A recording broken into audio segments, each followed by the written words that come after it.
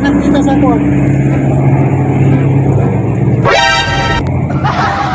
Patanggalin na lang yung pindot sa harapan, no?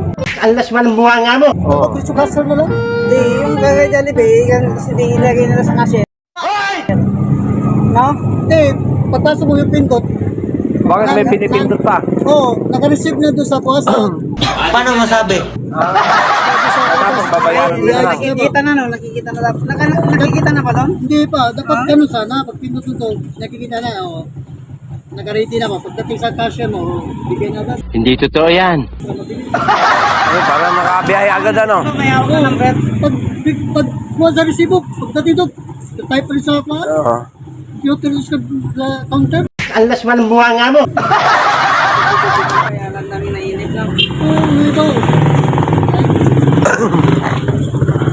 Kaya pala may naisa kaya kung Jollibee noon. Oh. Galing McDo. Oh. Galing McDo. Oh, ba? Nainip. Paano masabi? Jollibee, nagiging McDo. Ang haba daw ng pila. Kuya, ilipat mo nga kami sa McDo. Buti walang chowking ano, lipat sa Hindi totoo yan. ano sa chowking. Ate, ang lapit-lapit na nga. Eh, Sumakay, di? kung papilian na naman ako, Brad, doon na lang ako sa pares-pares. Oo. Oh, Hindi totoo yan. Oo. sisipol-sipol ka doon ng anghang. Oh. Pares na lang ako. Ang ginagawa sa mga mayaman, yung gabi na, yung alas 10. Mayaman na yun eh.